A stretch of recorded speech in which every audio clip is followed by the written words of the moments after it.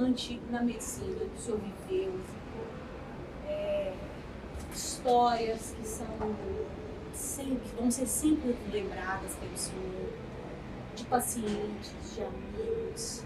Então eu quero trazer essa realidade para os meus colegas da faculdade, para a gente construir esse caminho aí de uma forma assim, muito positiva, porque são pessoas, eu escutei o senhor falando com o Elton ali, que o senhor vai lembrar, o senhor lembra de ter encontrado seus alunos, né? Sim. Dessas experiências. Então, um pouquinho assim dessa trajetória. Você dizer assim, a conclusão de tudo, não é só na medicina.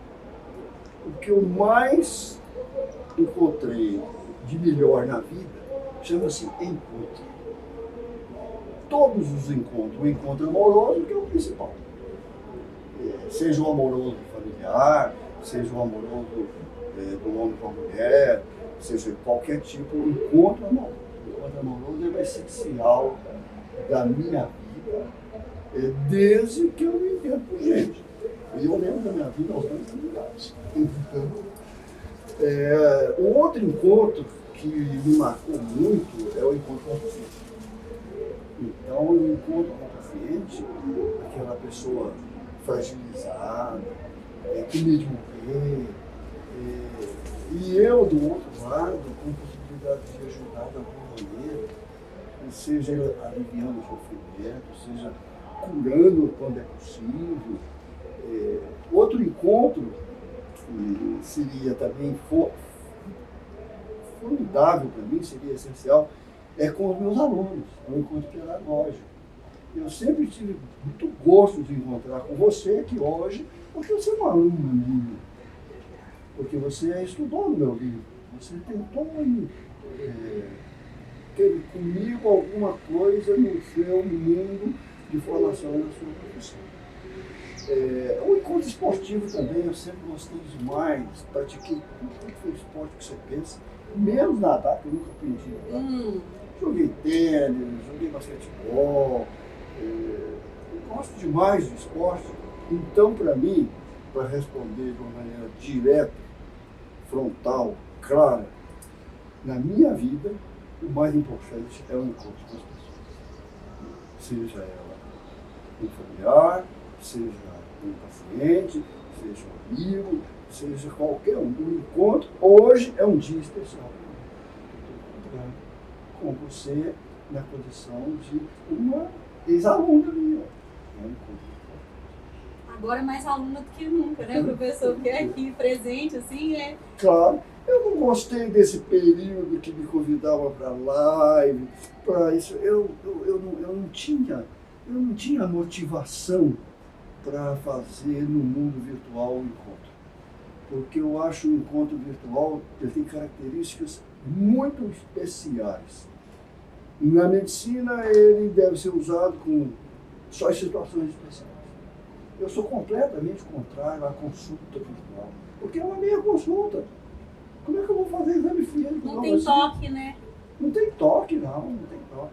Eu posso até, na hora, se me der na cabeça, com um toquezinho, desligo o paciente de mim. E isso não faz parte do mundo virtual, cancelar. Bloquear.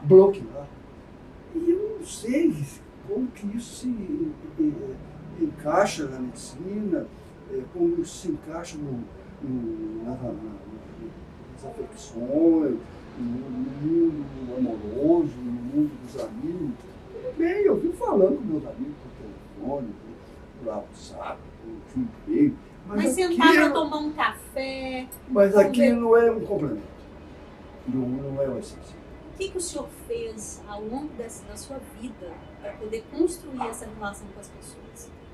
Primeiro, eu tive que aprender que a relação é a dois, ou a mais de dois. Não é uma relação autoritária, não é uma relação submissa, subserviência. Nada disso, é uma relação igualitária. Eu sempre achei que mesmo na medicina, aonde nós temos mais conhecimento, éramos donos do saber, agora não somos. O Google mudou completamente o nível de conhecimento. pacientes. pessoas. Então era uma relação autoritária, mas eu procurava diminuir ao máximo possível aquele desnivelamento ou assimetria, como se costumava dizer, entre eu e o paciente. Mas mais do que o paciente trazia em relação à figura do senhor como médico. Porque as pessoas já chegam com uma certa resistência àquilo que... Mas eu não perco, se eu colocar o paciente no nível mais alto que eu puder, eu não perco a minha posição. Por que eu não perco? Porque aquela relação é uma relação de ajuda. Ele está ali, não é como o espectador de um espetáculo esportivo, ele está espectador, mas ele pode, inclusive, não está ligado a nada daquele emocionamento. O paciente, o médico, o enfermeiro, o fisioterapeuta, o fonoaudiólogo, todos nós, não tem diferença. Todos os profissionais da saúde têm uma relação em que ela precisa ser especial. Ela tem que ter um componente que as outras não têm. Não pode ser só o componente científico. Eu posso ser um médico sabidíssimo, sabe tudo, mas se eu não tiver qualidades humanas adequadas. Quais são? Eu acho que é o respeito, a integridade e a compaixão. Eu não posso mentir para o paciente, eu não posso enganar, eu não posso desrespeitar. Então, essas qualidades humanas todos nós temos que ter, qualquer que seja a profissão da saúde. Não é necessário em outras profissões, por exemplo, no engenheiro? Não.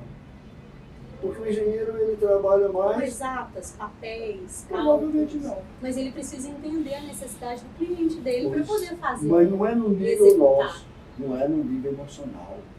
Ele pode ser até, ele pode até atingir. O arquiteto pode e deve atingir. Mas o engenheiro provavelmente não. Mas as profissões de saúde não têm essa. Quando eu organizei a pós-graduação em Ciências da Saúde aqui na Federal, há quase 20 anos atrás, a condição que eu estabeleci como premissa é que tinha que ser todos os profissionais, e não só os médicos. Não era uma pós-graduação em medicina, chama-se Ciências da Saúde. E quem estava lá? Todos os profissionais da saúde que pudessem preencher os critérios da CAPES. Ser doutor, ter posição científica, teve interesse de trabalhar na pós-graduação. E eu tive a sorte de ter enfermeiros, farmacêuticos, odontólogos, musicistas, todos, fisioterapeutas, fonoaudiólogos, todos foram atender aquela convocação e são hoje orientadores. É ciência da saúde. Eu entendo a medicina, as profissões da saúde, mais como ciência humana do que como ciência biológica. Por que o senhor acha que a ciência humana é mais do que a ciência Por causa biológica? que ela é baseada em condições humanas. As ciências biológicas é apenas um componente dela. Não é? Antigamente nós éramos sempre colocados dentro das ciências biológicas. Centro de ciência biológica, aí punha. Sempre, né? Até hoje. Até hoje. E eu disse, não concordo. Nós não somos da área de ciências biológicas. Nós temos que usar todas essas ciências, biológicas, humanas, sociais, políticas, econômicas, todas elas, para nós exercer a nossa profissão. Você viu aqueles livros lá? Quem é que escreveu aqueles livros? Um cientista social e um economista. Não foi nem médico que está repensando a saúde dos Estados Unidos. Nem médico, porque os médicos estão envolvidos naquele tipo de trabalho lá nos Estados Unidos que eles não estão conseguindo ver o declínio que está vindo. Eles não estão dando importância que tem 50 milhões de americanos que não têm acesso à saúde. Se eles não são capazes de ver isso, então eles não têm uma visão social. Ampla, social. Do contexto do que está acontecendo política. Quem teve que ter essa visão? O cientista social, economista. Um dos livros do Christensen, ele até colocou como autor aquele autor de Como os Médicos Pensam, que é um livro também fantástico. Né? Esse é um livro sobre o médico e o revista. Como nós pensamos? E faz Alguém que fez a leitura daquilo que a gente faz. Na Não, nossa ele é rotina. médico. Ah, ele é médico. O autor é médico. Ele fez um estudo de como nós pensamos, pela experiência dele, um oncologista que trabalhou na Nova York 50 anos, ele mostrando como nós médicos pensamos. E nós pensamos estreito, nós pensamos muito localizado, e isso não é mais possível. Mas quando o senhor fala de pensar localizado, de forma estreita, ficar só no mundo ali de consultório, de vida privada ali da saúde, da medicina mesmo, e não conseguir ampliar isso para os outros Em horizontes? qualquer lugar que o médico esteja. Porque o médico ele pode estar no consultório, ele pode estar no centro cirúrgico, ele pode estar Sendo gestor. gestor. Em qualquer lugar que ele estiver, eu acredito que a visão dele não pode ser estreita. Se é ele e o paciente no consultório, os dois, é uma relação interpessoal, sem dúvida nenhuma. Mas ela tem que ser personalizada, ela tem que atingir a família que nem está ali presente, ela tem que incluir o trabalho daquela pessoa, que às vezes ele nem teve muito pouco. Então, As condições emocionais desse paciente, essa nem se fala. que leva a adoecimento, né? Eu sou daquela escola que diz assim, até quando quebra a perna, tem um componente emocional. Em todas as condições que nós tivemos relacionadas à saúde, tem um componente emocional. E isso tem que ser entendido. Professor, deixa eu só entender uma coisa. Quando foi que o senhor começou a pensar essas coisas? Quando eu era estudante de medicina, eu já pensava. O senhor era fora da curva? Não Da sei. sua turma? Não sei. Não, eu tive a sorte de Porque ter... isso não é um pensamento habitual, não é um pensamento corriqueiro, porque nós voltamos para um outro status da saúde. Eu, né, da medicina. primeira... Porque você sabe quando é que eu comecei a me formar como médico? Eu tinha 2 anos de idade. Meu pai era médico de uma cidadezinha, nem era cidade na época, que é distrito de Coromandel, chama Abadia dos Dourados. Hoje é uma cidade, na época era um distrito. E ele era o único médico.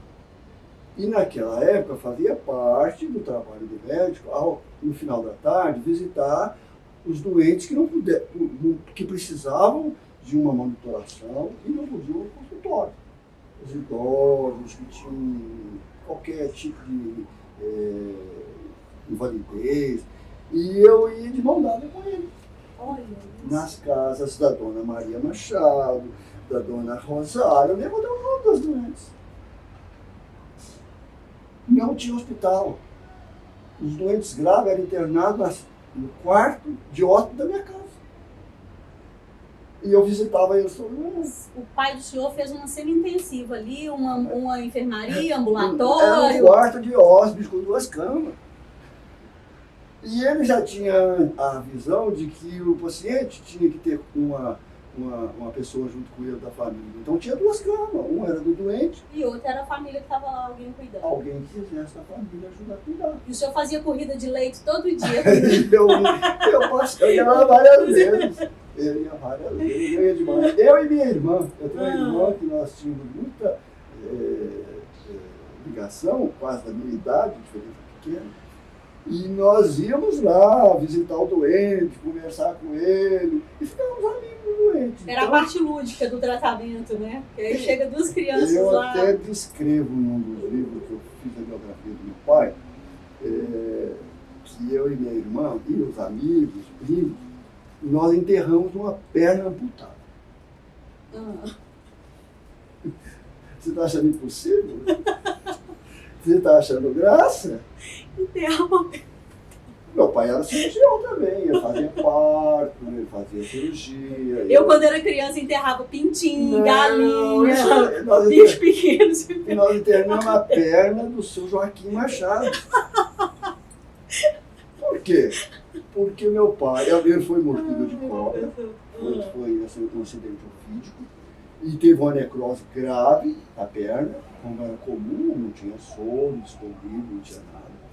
E com o passar do tempo, quando o paciente chegou ao consultório, ele já estava com uma gangrena, ele já estava com uma perda praticamente da metade do membro inferior direito. Aí meu pai sabia fazer amputação, ele tinha aprendido a fazer. E a minha mãe fazia anestesia para ele, ela teve que aprender.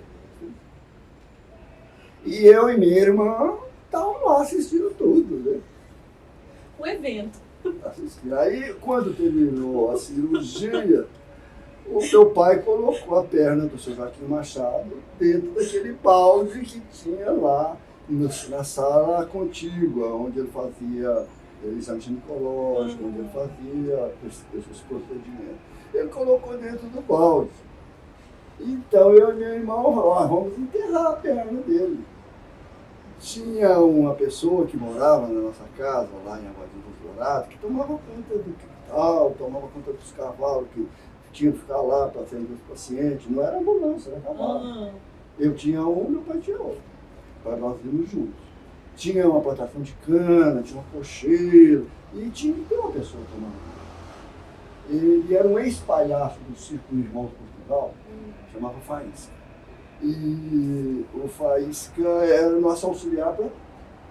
Nós falamos, Faísca, arranja uma caixa aí para nós. O Faísca foi o cúmplice. Claro! O Faísca arranja. E a caixa que ele arranjou é que naquela época não tinha bomba de gasolina. A gasolina vinha numa caixa com 2 latas de 20 litros. E como meu pai era médico, eu tinha um carro, e essas caixas eram guardadas lá. E eu falei, cara, eu tenho tudo. Fui lá, pegou uma caixa daquelas e levou, e nós pegamos a perna do seu Joaquim Machado e colocamos dentro da caixa e tampamos. Fizemos o quê? Funeral da perna do seu Joaquim. Fizemos um funeral. Chamamos os nossos amiguinhos, nossos primos, e andamos pelo quintal como um féretro. Vocês fizeram até o... Fizemos um buraco lá no fundo, lá no fundo do quintal, o Faísca ajudou. Buraco, né? Só que o Faísca não sabia que tinha uma perna lá dentro. Claro que sabia tudo. Era tudo. Colocamos lá dentro, jogamos terra, pusemos uma pequena cruz, rezamos. Não é assim que é no mundo real. Então eu digo que eu aprendi a medicina personalizada, a medicina humana, a medicina que o paciente tem uma posição muito clara, a família, eu aprendi desde menino. E aprendeu junto também, professor, pelo que eu tô indo, assim, a gente ri da história, né? Realmente é bem diferente do habitual, né? Mas o respeito, né? Por mais que ele tinha a condição de ser criança, de fazer olha, para duas crianças rezarem. Eu devia ter 6 anos de idade. Pois é bem diferente, né? Eu tinha 6 anos de idade. E seu pai ficou sabendo? Mas ele me apoiava. Meu pai era uma cabeça extremamente aberta. Ele me apoiava, ele me levava. Eu dormi muitas vezes nas fazendas com ele, onde ele era chamado para ver aqueles partos complicados, nós dois a cavalo. Andando 2, 3 horas a cavalo, chegava lá naquela fazenda, tinha um quarto para ele dormir, e eu ficava lá 1 dia, 2 dias. E eu ficava junto com ele, assistindo tudo, participando com ele. Nesse tempo o senhor já teve essa sensação, esse desejo de ser médico? Isso não é consciente. Eu não estava desejando nada, eu só queria ir com meu pai. E era lúdico, era o filho junto com o pai. Estar na presença do pai. Só que tem que aquilo foi criando no meu inconsciente, provavelmente, foi criando uma figura que era do médico. E eu fui estudar em Belo Horizonte, e quando eu estava terminando, naquela época era ginásio científico, quando eu estava terminando o científico, eu não tive nenhuma dúvida de que ia fazer vestibular de medicina. Foi tudo, entende, Alessandro? Foi uma sequência natural. Então eu descrevi isso, a influência que eu tive, mas eu percebi, depois que eu formei, que eu comecei a trabalhar, que era uma ótima escola. eu tive uma formação muito boa, mas era insuficiente. Eu não tinha nada, não tinha nenhuma visão social. Era puramente biológica. E eu falei não, agi, porque aí eu comecei a trabalhar, eu para a ferroviária Araguari, eu comecei a verificar que os ferroviários que trabalhavam na linha férrea estavam trabalhando sem equipamento de proteção individual, eles estavam trabalhando em condições desumanas, e eu comecei a dizer, não, está errado isso, não é assim, não. Eu tenho que... A empresa, na época era a Estrada de Ferro Goiás, ela tem que fornecer equipamentos. Quando eu mudei para Goiânia, eu fui trabalhar num posto de saúde aqui, no ferroviário. E aí eu avancei mais nessa minha trabalho. Eu visitava daqui até Pires do Rio, que era a minha jurisdição, ia a Anápolis, ia a Bulhões, ia para Pires do Rio, e eu ia visitando aqueles alojamentos de estrada de ferro. E eu comecei a verificar que eles dormiam em cima de um colchão que só poderia dar dor nas costas. A alimentação era... Às vezes dormia sentado dentro do trator. De trator não, era só no manual. E eu fiz um projeto que chamava Planfer, que era de dar àqueles ferroviários o mínimo. Óculos para não entrar pedacinhos de cascalho ou de trilho no olho, porque eles viviam com o corpo estranho no olho. Trabalhavam de chinelo, caía trilho, dormente, quebrava os pés. Então eu fiz um projeto para a rede ferroviária fornecer botina com biqueiro de aço e um óculos. E aquele crachá que eles punham, eu falei, dispensa isso, que aqui todo mundo conhece. Todo mundo. É ridículo isso, botar um crachá numa pessoa trabalhando ao longo da linha férrea.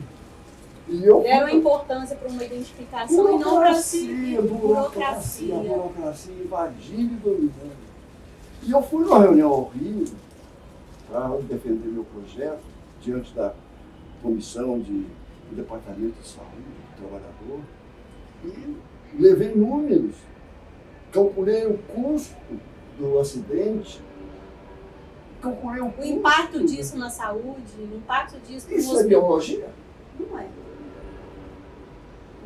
Aí, estavam lá os colegas médicos, né, o diretor do departamento de assistência ao ferroviário, esses nomes, sempre bem pomposos. Mais os seus assessores, mas eu levei fatos, números. Eu dizia, foram tantos acidentes em tal época, aconteceu tantas fraturas de pé, tantos corpos estranhos no olho, isso custou tanto, levei tudo no número. E eu disse, se fizer isso que eu estou dizendo aqui hoje, colocar um óculos e uma botina, vai zerar esse. E, na verdade, o senhor trouxe para a realidade médica, né, do mundo mesmo,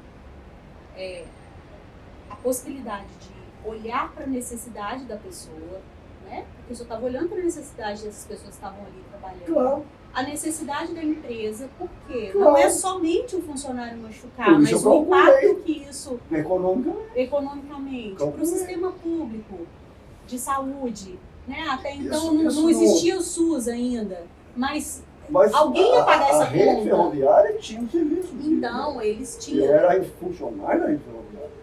E eu verificava que eu não tinha que ficar no consultório atendendo e acontecendo sem esperando chegar a demanda sem o seu. Aí eu escrevi no prefácio assim, eu vou te dar um exemplo. Eu escrevi lá que eu entendi e fiz de uma maneira inevitável a junção da medicina curativa com a medicina preventiva. Que eu não vejo separação quando fala, isso é o departamento de medicina preventiva. Eu fico pensando, como que eu vou separar isso? Onde que começa uma coisa e termina Como é que eu vou outra? separar isso? Se eu estou no consultório e chega uma pessoa, eu trabalhei quase 40 anos em consultório. Se chega uma pessoa lá e eu converso com ela, e eu sei que ela está obesa, ela não reclamou da obesidade, nada. Mas eu sei que eu preciso intervir para que ele não tenha, alguns anos depois, dislipidemia, hipertensão arterial, infarto agudo. Então ali é inevitável fazer prevenção. Isso para mim, isso não tem segredo. Isso não tem nada a ver com currículo. Mas olha só, professor, quando a gente vê as especialidades, como a medicina foi se especializando em determinadas estruturas, joelho, tornozelo, o senhor não acha que isso perdeu um pouco? Essa capacidade de olhar o todo, assim, de uma forma Aqueles autores holística? que você ouviu lá, daqueles 3 livros, eles dizem, uma das causas da grande crise da medicina americana é a fragmentação. Eles consideram que isso é uma das causas do problema. E eles estão defendendo uma coisa que o Obama quis fazer e que o Trump destruiu, que é aquele atendimento universal na atenção primária. Como tem o Canadá, como tem a Suíça, como tem vários países. Mas a medicina americana, ela baseia-se no negócio, no lucro. E aí, quanto mais procedimento, quanto mais gasto você fizer, mais você aumenta o negócio. Então, sim. Os custos ficam sendo altíssimos. E ela fica inviável. Fica inviável. Sabe qual é o orçamento desse ano da medicina americana? 3 trilhões de dólares. É um percentual muito alto do É PIB. maior do que o PIB brasileiro. Isso. É quase o tamanho do PIB da China. 3 trilhões de dólares. Ah, por que eu médico estou pensando em custo da medicina? Porque está visível que há uma disrupção. Não vê? É uma disrupção isso. E até que ponto a medicina brasileira tem copiado esse modelo? Totalmente! A medicina brasileira é filha da medicina americana após a Segunda Guerra Mundial. E a partir disso a gente seleciona quem vai poder pagar pelos custos da saúde, para ter saúde, daqueles que não vão poder fazer isso. Isso não é nem organizado de uma maneira racional. Isso é organizado de uma maneira natural. Aí tem aquela pequena parcela que representa 10 milhões de brasileiros, que se ele quiser ir para Nova York tratar no hospital mais famoso lá, ele vai, pega um avião, compra dólar, vai, faz. Eu acho que essa parcelinha de 10 milhões, eu nem dou bola. Ela é regulada pelo mercado, pelo Deus do mercado. Mas tem outros 50 milhões que compram plano de saúde. Aí eu já estou interessado por ele, porque 50 milhões é uma parcela expressiva. E é expressiva para a população e para os médicos. E aí entra todos eles, entra as Unimed, entra as Amil, entra todas as empresas que estão de saúde trabalhando. suplementar.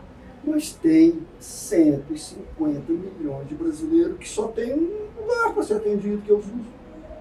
Então nós no Brasil não podemos copiar nem o modelo suíço, nem o modelo canadense, nem o modelo cubano, nem o modelo americano, porque nós temos situação muito especial. Nós temos que criar uma maneira, uma solução, ou várias soluções, que sejam compatíveis com a nossa geografia, com a nossa geopolítica, com a nossa economia, com a nossa cultura. É um conjunto de fatores que tem que ser levado em conta. Não adianta só falar, os Estados Unidos têm uma ótima, melhor medicina na área de câncer. Tem, não há dúvida. Mas só que tem que, para eles terem aquilo, eles fizeram uma opção, que é a opção da medicina mercantilista, que não vai dar certo. Não sou eu que estou dizendo, não. São uns autores americanos da Harvard, que estão escrevendo há mais de 20 anos, com uma oposição imensa dentro da divisão de republicanos e democratas. Os republicanos não apoiam essa ideia de mudar esse sistema, porque isso contraria a essência do ideal americano. Vai no cerne do American Way Life. Então, não adianta querer copiar os Estados Unidos, que não vai dar certo. E não adianta querer copiar Cuba também, que não vai dar certo. Ainda que eu resolva o problema com poucos milhões de dólares, escolhendo lá, faço o que eu quero lá e não é resolver o problema do Suíça, nem pensar. Zero de analfabetismo, distribuição de renda muito alta, um povo que tem uma cultura que compreende essas alterações, tanto Canadá, Suíça, Inglaterra, países nórdicos, tem inúmeros exemplos, que eu posso comparar. Não adianta eu querer copiar esses modelos, eles não são factíveis aqui no Brasil. Se o Uruguai copiar, até acho que dá certo. Um país pequeno, que não cresce, a população é a mesma há muito tempo, então ele pode fazer alguma coisa parecida com Cuba, pode dar certo. Mas o Brasil é outro mundo. O Brasil ele tem que ser analisado nessa visão macro, que você abrange todos esses fatores. E não querendo repetir o modelo que não está funcionando. Quando o senhor criou o Instituto Brasileiro de Ensino de Excelência, o senhor teve a ideia de trazer esses conceitos para formar pessoas, para instituir isso, porque passa a ser uma condição cultural, né, professor? Porque, imagina, quem veio trazendo esse modelo americanizado, do sistema de saúde, da interação do médico com o paciente, isso tem que mudar alguns paradigmas e isso ia acontecendo ao longo do tempo. Eu vejo hoje pela formação da universidade que eu estou, de desconstrução de muitos conceitos em relação à saúde, cuidados, a própria medicina, a medicina centrada na pessoa, a medicina baseada na evidência, funciona? Executa? Não funciona, não? Vamos descobrir por que não funciona. O Instituto Brasileiro de Medicina de Excelência foi um instrumento que eu considerei útil para que eu pudesse ter uma presença não pessoal na mídia, nas redes sociais, e servisse de veículo para que eu pudesse divulgar um pouco das propostas que estão todas nos livros, né? Eu acho que o que eu tenho a dizer, eu escrevo. Então, o que eu escrevo, você pode ler. Aquele livro que você está com ele, você leu muito. Olha, eu comprei ele em 2001. Eu entrei na faculdade em 21 anos. 21 anos. Eu procurei naquela época, que era a primeira edição da Semiologia Médica, né? Essa é a quarta. A quarta edição. Eu vi a cor assim.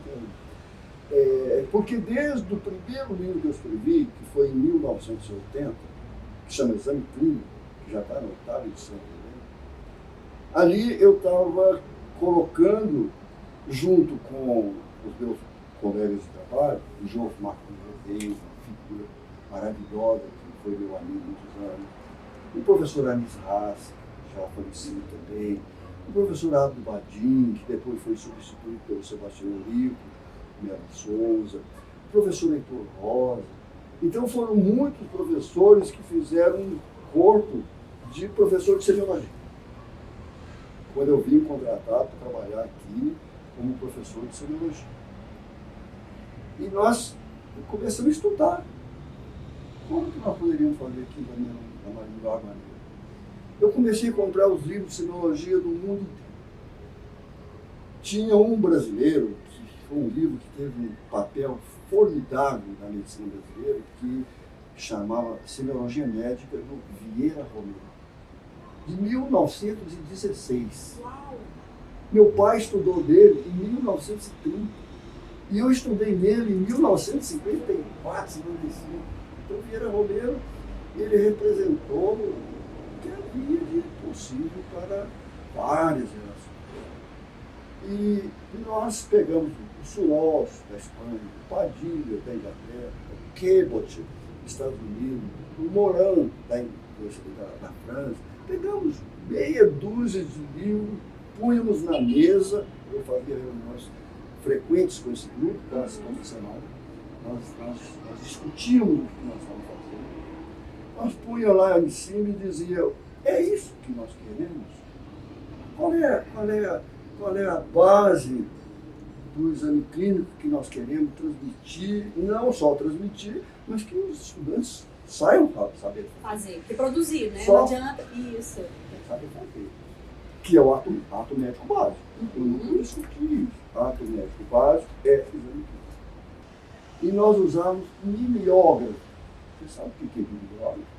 Já ouvi falar. Mimeógrafo. Exatamente. Punha folha lá. Chamava stencil. Carbono, isso. Carbono não, carbono stencil. Datilografava na máquina de escrever, que tirávamos a fita e aquele... a tecla que batia fazia a impressão na folha. Do stencil que era semi-gelatinoso. Colocava num cilindro, colocava álcool e ia rodando e saía muito bem feito o que nós queríamos. Podia fazer desenho com um estilete. Tinha um auxílio. Era artesanal. Era artesanal. Aí o que nós fazíamos? Nós distribuímos para os nossos alunos e dizíamos, isso aqui é a nossa proposta. Sugerem se isso aí está bom, se está ajudando, que nós queremos a participação de vocês, porque se você não colocar a participação do aprendiz, você não sabe o que você está ensinando.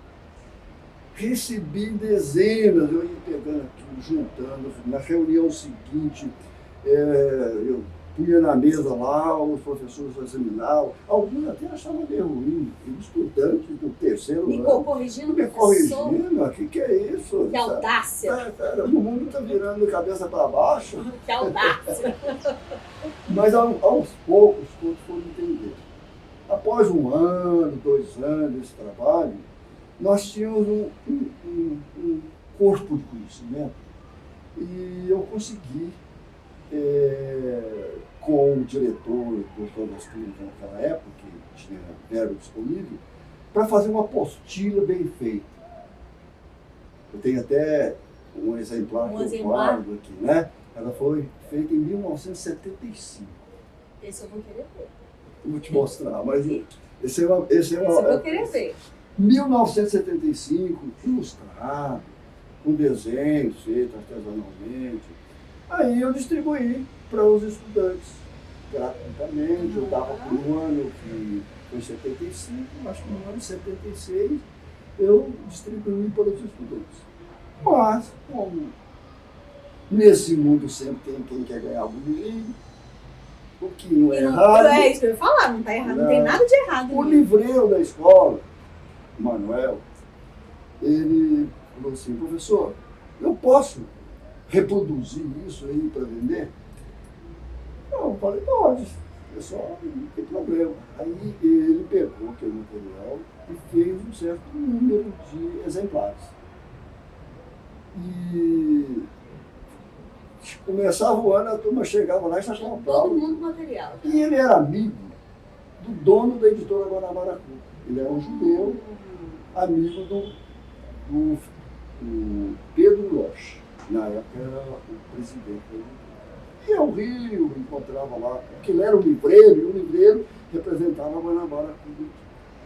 Entregou essa apostila lá para o Pedro Loche e disse, os estudantes gostam muito. O Pedro Loche é um livreiro, um comerciante, um industrial. Empreendedor. E tinha amigos na Academia Nacional de Medicina. Um deles era o professor Tarantino, também judeu. E o professor Tarantino recebeu a incumbência de analisar aquela apostila para ver se de fato valia a pena. Fazia sentido fazer negócio. E o Tarantino falou, tá ótimo, Aí, o meu livro foi publicado, a primeira edição do Exame Clínico, em 1980. Foi aí que eu comecei minha carreira de escritor médico. Né? Teve um sucesso imediato. Por quê? Porque ele era simples, uma linguagem acessível, claro. E tinha o essencial para que o estudante aprendesse o ato médico básico. Você já ouviu repetir essa palavra quantas vezes aqui hoje? Ato médico básico. Se eu não me engano, essa foi a quinta ou a sexta. E vai ouvir ela outras vezes, porque eu considero que esse é o grande problema da medicina atual. É desprezar o ato médico básico, que é o exame. E essa apostila circulou pelo Brasil. Rodou para todo lugar. E saiu um livro, que hoje está na 8ª edição. Os enfermeiros começaram a usar, os nutricionistas, os psicólogos, porque todos nós temos muito em comum no ato médico básico, o ato odontológico básico, o ato fisioterapêutico básico. Não é verdade? É verdade. Quando o fisioterapeuta... E sem isso não tem como a gente fazer bem feito, com excelência. E eu acho que se colocar um robô para fazer isso, ele até consegue, mas muito mal. Porque é um encontro. E o encontro não pode ser entre uma máquina e um ser humano. O encontro amoroso pode ser, o encontro amoroso pode ser uma máquina e uma pessoa humana. Você viu aquele filme da Jane Fonda em que aparece essa cena em que a Jane Fonda faz amor com um robô? Não, essa não. É uma ficção que sempre está sensacional. Mas eu acho que aquilo é ficção. É ficção. Eu acho que isso é ficção, que nós que trabalhamos com doentes, nós temos que trabalhar como pessoas e levá-los na condição de pessoas. Pessoa que cuida de outra pessoa. Claro, é assim mesmo a definição. Só que tem que um sabe um pouquinho mais de fisioterapia, o outro sabe cuidar melhor da saúde bucal, o outro sabe um pouco mais dos ouvidos. Mas nós estamos fazendo tudo a mesma coisa. O ato médico básico é cuidar partindo do exame. Então é um livro muito verdadeiro. Ele nasceu, não foi na cabeça minha sozinho, não. Ele teve a participação de dezenas de pessoas e circulou pelo Brasil inteiro. Que sabe pelo mundo, hein? Foi traduzido para o espanhol. Olha aí. Quantas pessoas tiveram assim, a oportunidade de entrar em contato com a própria editora um dia me mandou telefonou naquela época, não tinha e-mail, não tinha. Tinha direct, né, nada, professor? Eu mandei com um direct, senhor. Ou era o telefone, ou era carta. Tá, telegrama. Perguntando se eu iria trabalhar num livro para substituir o Vieira Romero. Porque eu tinha muita crítica já de livro envelhecido. Porque todo livro é um ser vivo, né? Ele nasce, cresce, amadurece, envelhece e morre. Se você não cuidar dele, ele vai envelhecer e morrer. Isso é um fenômeno natural. E eu fui ao Rio, a convite da editora, e eles fizeram a proposta. Nós queremos fazer um livro de semiologia que substitua o Vieira Romero e que você está sendo convidado para ser o organizador desse livro. Mas, como o senhor é de Goiás, não é muito conhecido, nós já fizemos uma relação aqui. Vai entrar junto com o senhor o Hélio Hungria, que era o famosíssimo professor de otorrino, o Jorge Rezende, que era da obstetrícia da Federal do Rio de Janeiro, o professor Tarantino, que tinha um livro já de pneumologia, vai entrar também o professor Michel Janra, de São Paulo, que era um hematologista muito famoso. Então, eles colocaram assim, estamos te convidando, mas tem que entrar tudo em São Paulo. Senão... Isso é hegemonia política, econômica, eu entendi perfeitamente. Aí eu tinha que fazer um projeto do livro. Você imaginou eu fazer um projeto de um livro que ia ser analisado pelo Jorge Rezende, Tarantino, Hélio Hungria, Clementino Fraga, Michel Jarra, Só aquelas figuras profissionais maiores da alta do envergadura do de Brasil. forma internacional. Mas isso não me amedrontou, porque eu tinha aqui em Goiânia, quem trabalhava comigo também, que não ficava nada devido a nenhum deles. Aí fizemos um projeto de livro, que é esse que você trouxe aqui, a semiologia médica. Trabalhei 2 anos nesse livro, com uma proposta nova, da maneira como eu achava que tinha que ser o companheiro dos estudantes. E fui, reuni lá com esses professores do Rio de Janeiro. Um deles, que foi o Michel Jarre, quando ele me mandou a primeira proposta dele, e eu achei que estava fora da proposta minha, fez uma objeção dizendo, não, eu acho que você é desse jeito.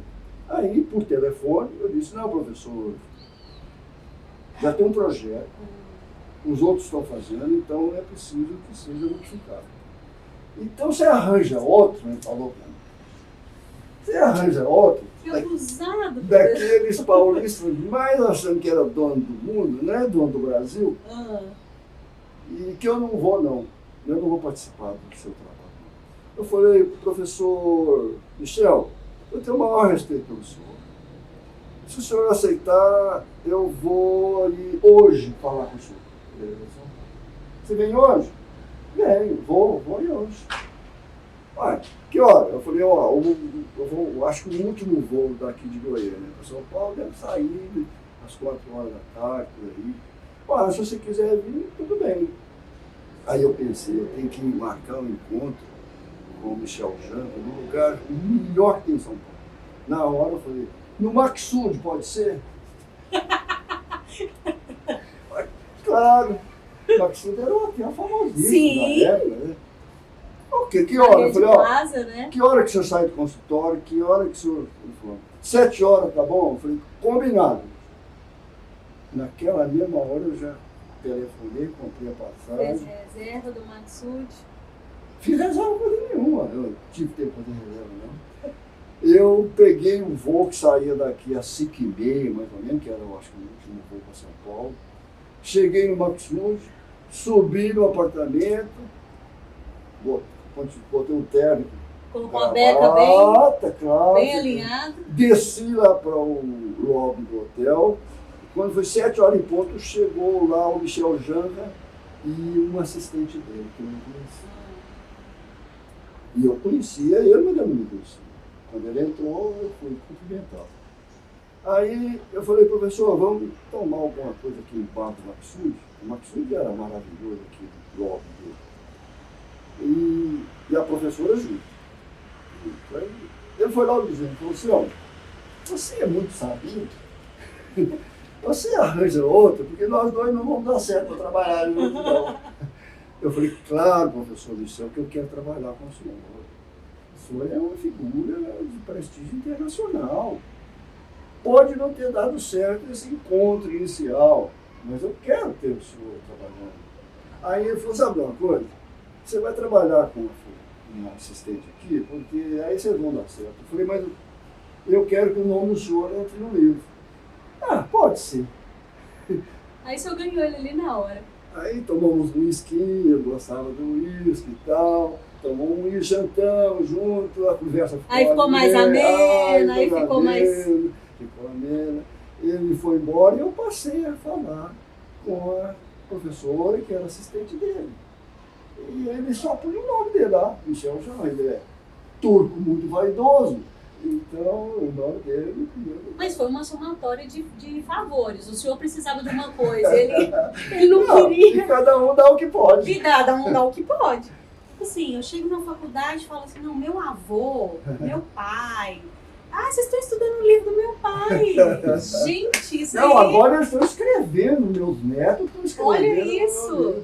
Essa última edição agora que saiu, que eu vou te dar um exemplar, da Clínica Médica na Prática Diária, eles já escrevem.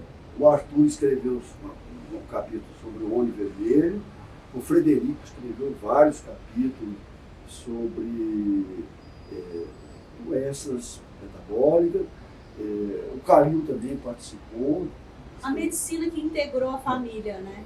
E o meu filho, que é o co-editor junto comigo, hoje ele trabalha em igualdade de condição. O livro é feito por mim e por ele. Nós trabalhamos juntos. E eu tenho uma filha casada com um médico. Eu nasci na fazenda Francelina, que era dos meus avós maternos.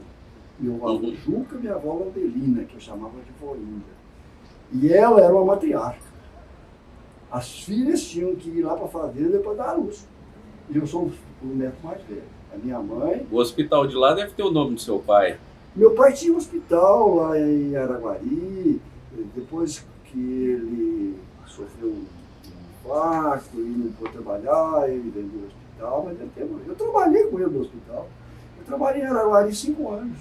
Para a gente fazer uma inferência daquilo que assim, muitas vezes acontece na vida da gente, que as pessoas não dão asas para a gente, às vezes cortam. Né? Então, seu pai teve uma pessoa que acreditou nele naquele momento, ele aprovou o seu avô e o seu pai aproveitaram essa oportunidade, Sim. porque eles, da mesma forma que eles disseram sim, eles poderiam ter dito não. Claro. E o que o senhor, assim, pensa nessa condição de, às vezes, as pessoas serem tolhidas pela capacidade que elas têm?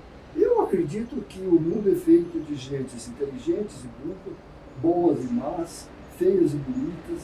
Então, o meu pai teve a sorte de estar junto de uma pessoa que era muito boa, que era o inglês que vendia, ele era representante de fábricas inglesas que vendiam tecidos. Meu avô era um lojista, né? Era um pequeno comerciante. Conhecia muita gente ali, né? E ele viu aquele menino com aquela letra linda, fazendo a escrita do pai naquela lojinha, e falou: esse menino merece.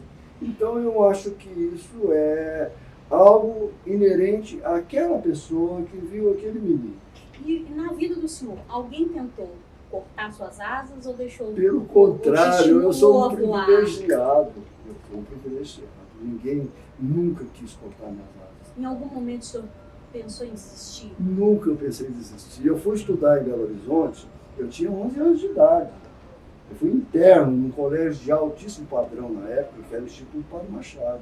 Era um colégio de leigos, tinha o nome do Padre Machado, mas ele tinha sido organizado pelo professor Antônio Lara Rezende, pai do Otto Lara Rezende, aquele escritor, que na época era um jovem professor que trabalhava com o pai dele lá, junto com o Rubem Braga, que trabalhava lá também, com o Fernando Sabino, que era professor lá, mas na época eram moços, lutando para aprender alguma coisa. Então eu sempre fui muito estimulado.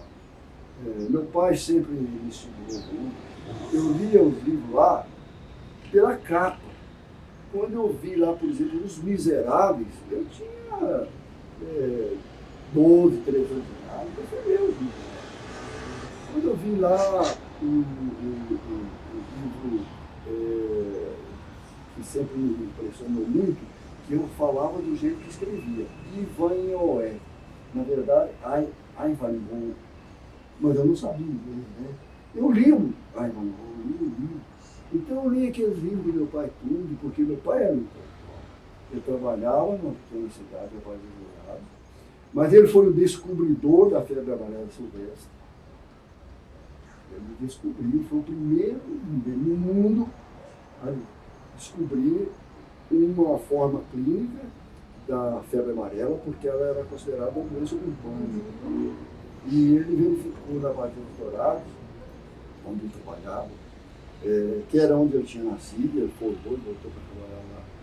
Ele começou a observar pessoas que morriam de uma doença parecida com a maleita grave, a maleita por falciparum, que é aquela maleita, né, que dá febre elevada, icterícia e que mata. Prostração. A falciparum. E ele viu que não estava sendo igual. Aí levantou a suspeita de ser febre amarela.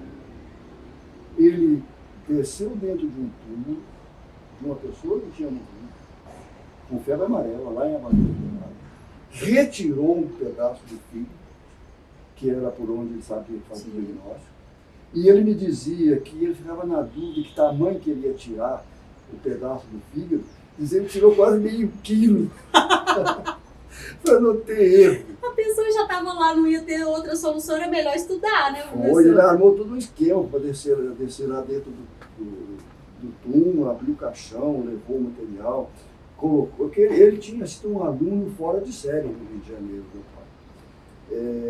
Pensava além da caixinha? Ele pensava além do que as pessoas pensavam? Ele trabalhou com o Carlos Chagas, ele tinha uma visão de medicina muito ampla. Ele aprendeu a falar inglês, francês, ler alemão. Então, quando ele esteve em São Paulo, ele saiu do casulo e voou. Foi um momento. O livro que eu escrevi sobre ele é Um Menino e a Borboleta.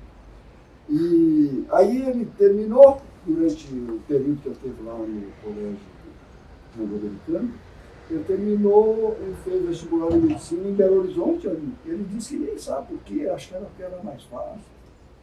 Fez lá em Belo Horizonte, passou, em primeiro lugar, ficou em Belo Horizonte, na Faculdade de Medicina de Belo Horizonte, 2 anos, mas não gostou. Ele falou, não, eu quero ir para o Rio de Janeiro. E aí ele foi para o Rio de Janeiro, ele arranjou um jeito da transferência e foi para a Praia Vermelha. E ele, lá no Rio de Janeiro, ele virou outra pessoa também. Porque aí ele começou a frequentar o teatro municipal, ele começou a ver uma outra... Mudam os conceitos daquilo que você Belo está Horizonte era uma vivendo. cidade interior, o Rio de Janeiro era uma metrópole, capital do Brasil, né? Ele aí voou. Aí ele teve uma trajetória, foi um dos melhores alunos que a escola já teve. Professor, eu percebo que o senhor tem uma verdadeira admiração pelo seu pai. Tem. Fora ele, alguma outra pessoa o senhor teve como referência? Eu tive muitas referências. De se mirar naquela pessoa, porque hoje, assim, a proposta do que eu quero trazer para os meus colegas de faculdade, para o universo acadêmico, para essa moçada jovem que está começando aí, buscando estudar, buscando algo para a vida deles, que eles possam ter algumas pessoas como um referencial daquilo que é bom, daquilo que é produtivo, de pessoas que te incentivem a estudar, de buscar algo, sabe? Buscar algo mais do que somente buscar a rede social ali para o divertimento. Hoje a rede social faz parte da vida da gente. Claro. Então, assim, Eu pertenço a ela. Pois é, eu acho que o senhor foi lá. Lógico. Então, assim, quem mais que o senhor teve como referência que falou assim, se eu trouxe na memória, para mim é o senhor, para mim é o Cortella, é o Karnal, são pessoas que pensam a alma humana, o senhor que pensa a saúde. Eu tive muitas pessoas na minha vida que eu admirei, muitas pessoas. Colegas, professores, familiares. Eu tenho uma ligação muito estreita com todos os meus familiares, tanto pelo lado do meu pai, como pelo lado da minha mãe. E depois com meus filhos, netos, bisnetos. Eu tenho uma consciência muito clara do que é uma rede familiar. E eu tenho a sorte de pertencer a uma rede familiar muito forte. O meu pai, além de ser um exemplo para mim, que desde pequeno ele me levava para ver os doentes dele, né? Então, a minha mãe, que trabalhava com meu pai, ela teve que virar enfermeira para ajudá-lo a trabalhar nessas cidades para onde ele foi, para Deus do lado. E inúmeras outras pessoas com as quais na minha família eu convivo. Meus filhos, meus netos, minhas E o senhor, nesse momento de vida e profissional, pessoal, o senhor conseguia fazer, descer essa, como é que eu vou falar para o senhor, essa comunicação daquilo que é admirável no outro? Porque muitas vezes a gente se limita a não falar aquilo que nós admiramos nas pessoas. Primeira coisa, eu acho que nós devemos sempre declarar o amor pelas pessoas que a gente ama. Mas eu tive muitas pessoas que eu admirei na minha vida. E o senhor sempre demonstrou essa admiração, Sempre, esse amor, sempre demonstro. esse cuidado? Eu sempre demonstrei. Eu tive colegas que são inesquecíveis para mim, que você, inclusive, estudou no livro dele, o Ângelo Machado. Eu fui aluna do professor Fatini. Foi meu colega de turma. Mentira. Meu colega de turma. Moramos na mesma república. No mesmo quarto. Fatini. Carlo Américo Fatini. Vivemos juntos muito tempo.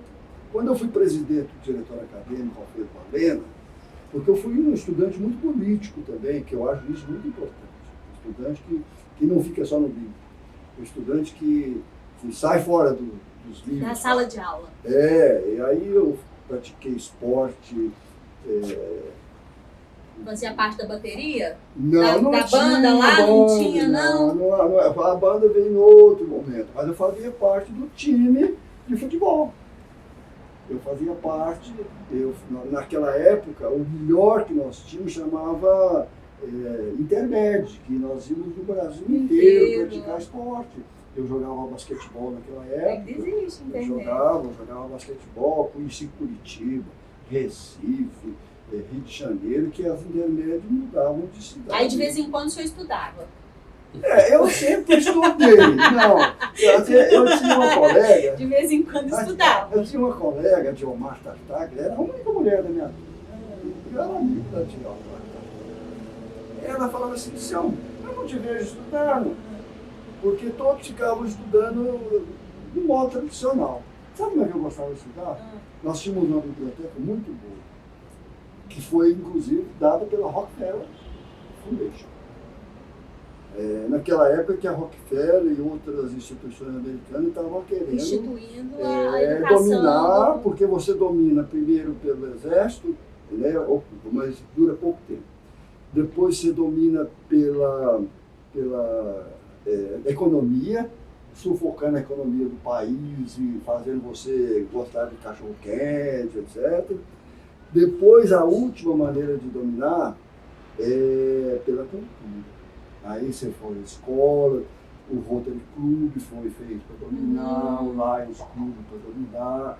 Então, eu não sabia disso, mas eu já era meio prevenido contra isso, né? E a Rockefeller financiou a Faculdade de Ensino de Belo Horizonte para modernizá-la. E tinha uma biblioteca excelente que me obrigou a aprender inglês, porque até então eu sabia francês, porque era a Europa que dominava o Brasil. E a língua dominante era francês. Eu sabia ler livro em francês. O textil, a anatomia humana era francês. Quando os americanos começaram a dominar o Brasil, eles entraram em todas as áreas. Não foi só o exército que domina um país, não. Também o livro domina um outro país. Aí eu tive que aprender inglês. Para poder ler os livros que estavam chegando de graça na biblioteca, dado pela Fundação Rockefeller. Como que eu gostava de estudar? Eu punha 5 livros na minha frente, li um pouquinho um livro, li um outro. Eu não tinha assim um livro que eu considerasse. Não tinha protocolo. Até achar aquele que eu gostasse mais. E eu achei. Teve um livro americano, que era o Nature, um livro de exame clínico, que era até pequeno, não era igual o meu, 1.500 páginas, era bem mais fino, o Nature. E eu gostava do livro deles. Então, passou a ser o meu livro.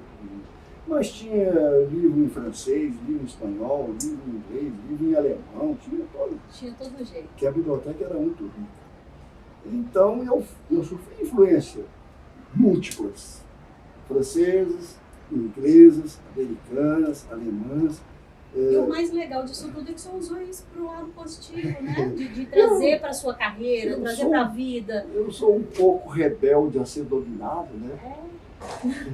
Então, eu até criei, e meu neto fala até hoje que eu sou anti-americano, e sou mesmo, eu não nego isso não. Eu acho que o americano é um povo bárbaro. Então eu preferia ser dominado pelo povo europeu, que é muito mais civilizado, né? Já com civilização de milhares de anos. Os americanos têm 500 anos que mataram os índios de lá e ocuparam o espaço dele. Então eu fui sempre anti-americano, até hoje. Reconheço com toda humildade. Reconhece e aceita. Reconheço com toda humildade. Mas eu estudo os livros, leio as revistas, New England. Por que eu não leio New England? Eles têm umas coisas boas. Embora eu não goste de...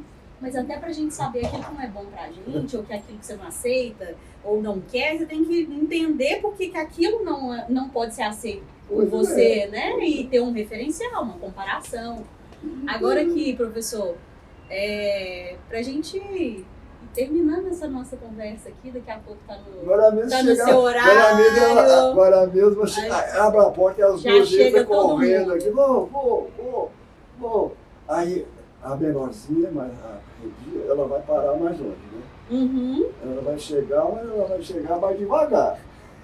A outra que já tem mais idade, ela... Já é mais tranquila. Ela já chega, já tem Elas deverão vir com a minha neta, que é muito ligada a mim, e com a minha filha, que acho que foi com quem você... Não, acho que foi a Godiva que teve contato com você. É a outra minha filha que foi passar esse fim de semana lá em Curti Alegre.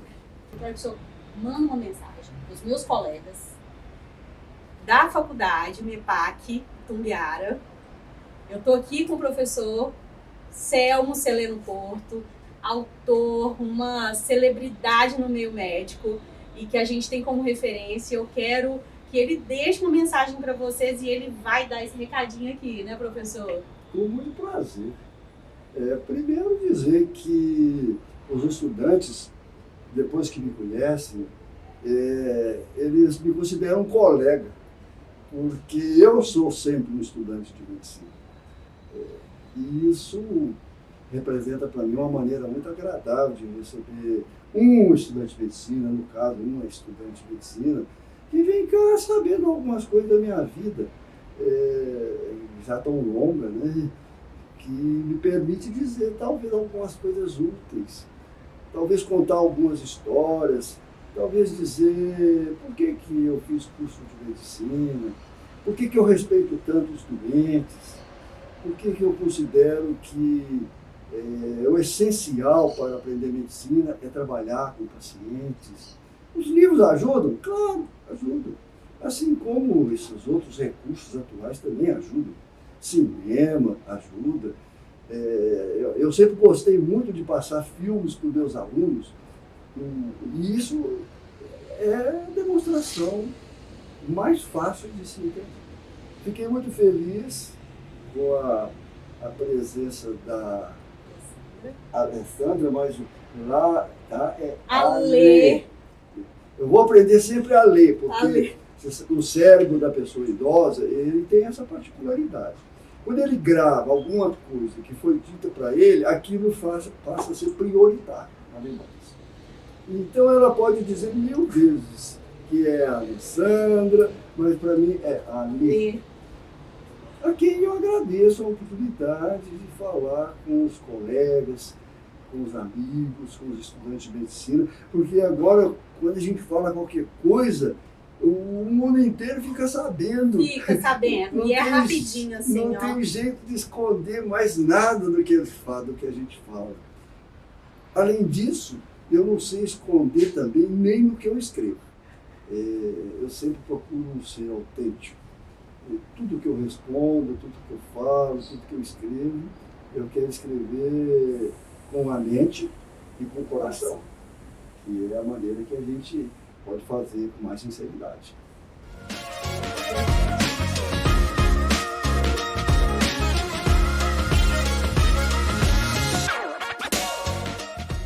Exerça a medicina com a mente e o coração. Poderia ter uma mensagem mais linda que essa. Porque a mente nos dá o conhecimento, nos ensina a atuar, e o coração nos faz humanos. Porque uma medicina que não tem um componente humano tão importante quanto o componente técnico É mais uma medicina veterinária do que a medicina humana.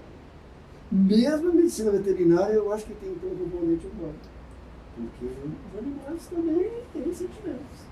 Foi criado pelo Criador, Pois né? é. A gente tem que respeitar. Foi um prazer receber você aqui hoje.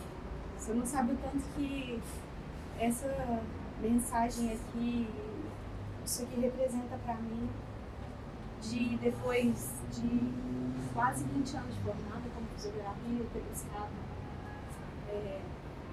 um pouco mais para cuidar das pessoas e cuidar da saúde, cuidar do ser humano. Eu sempre gostei muito, muito de cuidar de quem está perto de mim, de quem está longe. E isso aqui, esse presente, vai concretizar o que eu quero para essa caminhada, para essa minha caminhada. E eu quero poder levar isso para muitas pessoas, professor. Por isso que eu saí de onde eu saí, para estar aqui com o senhor hoje e desfrutar de tantas histórias, de tantos ensinamentos, que a medicina só é hoje o que é hoje, porque o senhor pode contribuir para fazer o que o senhor fez e o que a gente vai continuar perpetuando aí como um legado de vida, né? Muito mais importante do que você está falando são suas lágrimas. Porque quando a gente fala com o coração, os olhos se expressam pelo brilho e pelas lágrimas. Muito obrigado. Para mim era impensado, assim, quando o professor fala assim, gente, vocês vão estudar no Porto tal coisa. Vocês estão estudando... Mas quem eu preciso achar esse professor que teve a coragem de fazer isso para mudar a medicina, para poder integrar pessoas, para a gente poder conseguir falar. E eu não desisti quando eu perguntei para o senhor assim, o que, se em algum momento o senhor pensou em desistir? Eu nunca pensei nisso. É claro que eu tive sucesso, As dificuldades, fracasso, com certeza. mas eu sou um privilegiado. Eu estudei desde o início com pessoas muito inteligentes. Um professor que eu tive quando na minha escola, na minha cidadezinha na época, era um mestre-escola. E éramos uns 10 ou 12 meninos, eu era o menorzinho, com 5, e o Antão era o mais velho, com 18 anos. E o professor Constâncio, um espanhol que fugiu lá do Franco, que teve que esconder no interior do Brasil, ele ensinava todos ao mesmo tempo. Então, o meu aprendizado inicial ele foi muito abrangente, porque um dos livros que ele tinha conseguido trazer da Espanha era o Dom Quixote. E ele lia o Dom Quixote que a gente tinha que entender. Eu li isso na biografia do senhor, eu li isso. Foi um professor constante, uma figura muito importante na minha vida. Muito obrigado. Assim como o senhor é para a vida de Muito muita obrigado, gente. obrigado. Eu que agradeço. Eu trouxe um presente para o senhor.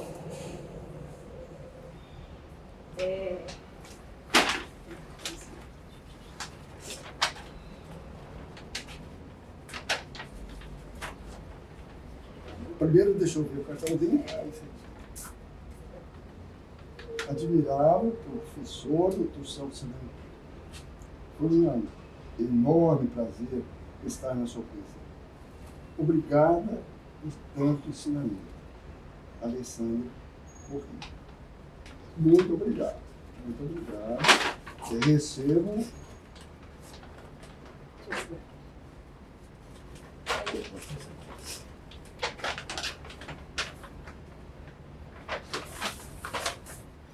Caneca, áreas da medicina e uma camiseta. Uma camiseta da Muito obrigado. A camiseta faz parte do meu traje diário, né? Pera. Sabe por quê? Porque eu passo amanhã, à tarde em casa, saio para fazer ginástica à tarde, segunda, quarta e sexta. Então, eu preciso sempre de camisetas. Muito obrigado. A gente... Águias da medicina.